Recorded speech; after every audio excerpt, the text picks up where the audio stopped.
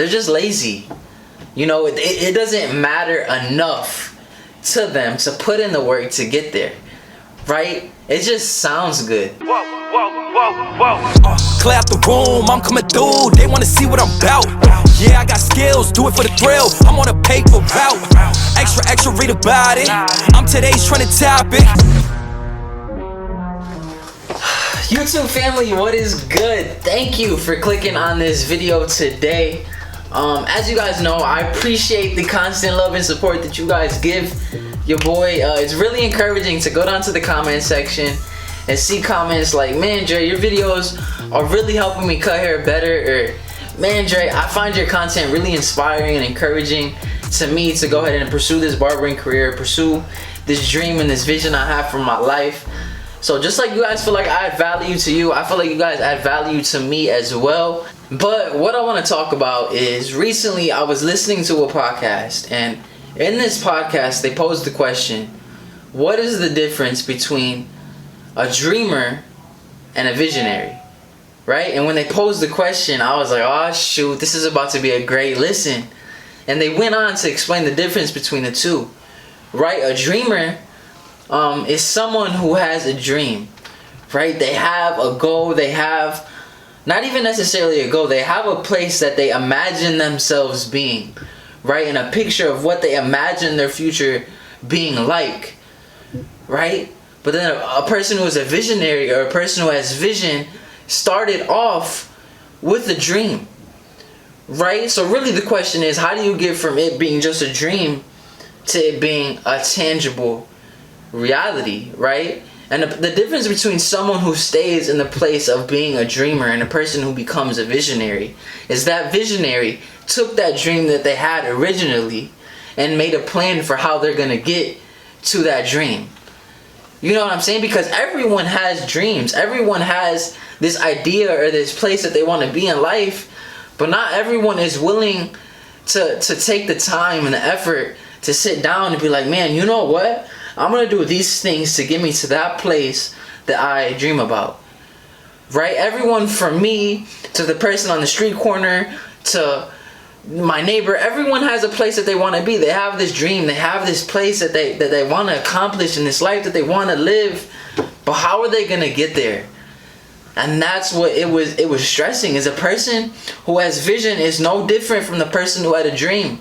The only difference is the person who is a visionary and the person who has vision put in place a practical way, tangible things that they can do to get to that dream.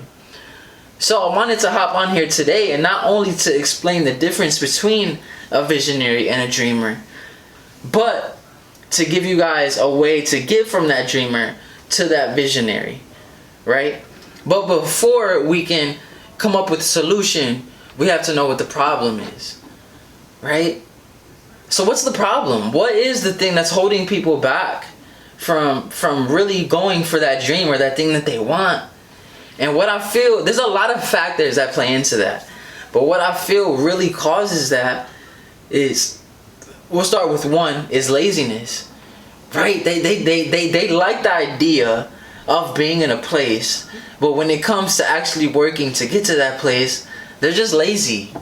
You know, it doesn't matter enough to them to put in the work to get there, right? It just sounds good. You know what I'm saying? It just sounds good to be like, yo, I want to get to this place. I want to do this thing.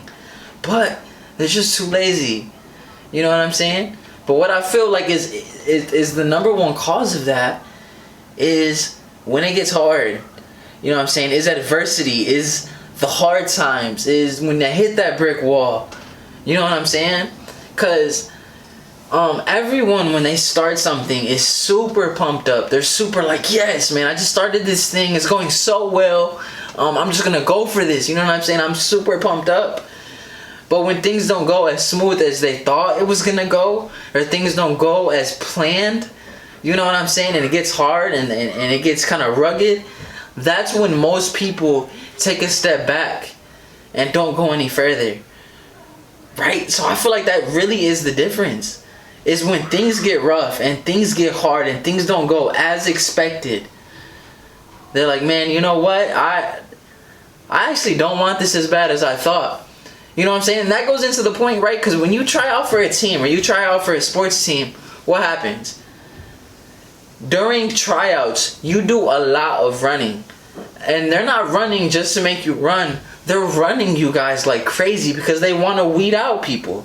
They want to see who really wants it and who just kind of wants it. You know what I'm saying? Because everyone goes to tryouts like, yeah, man, I want to make this team. I want to play this sport. I want to play basketball. I want to play football. I want to play soccer, baseball, whatever it is. But when they put you guys to those suicides and they make you run the full length of the field over and over, the court over and over, right? And you get tired and you get gassed. A lot of people end up leaving, right? I remember I tried out, like I said in the last story, I tried out for the basketball team my freshman year, and I remember they ran us like crazy. And it was really weeding out the people who wanted to be there and the people that just kind of wanted to be there. Because if we ran the suicides, bro, and I promise you it wasn't even that long. We ran suicides for like not even half the practice. And then they let us go get a drink of water real quick. And at that drink of water, I saw people walking out the door. Like they were just going. They were like, man, you know what? This is too much for me. And I feel like that just applies to everyday life. You know what I'm saying? When we're going for that goal, we're going for that dream, we're going for those things that we want, and the adversity hits, and you start to get gassed, you start to get tired from them suicides, or you get tired from people telling you no over and over, or you get tired from the constant work that you have to put in. Are you able to have the ability to push past that fatigue, to push past that adversity? And I feel like that's the difference between the dreamer and the visionary.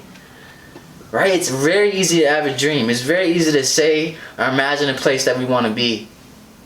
But not everyone can get there. It takes some very hard work. It takes some dedication. It takes some putting foot forward and just doing that joint. You know what I'm saying?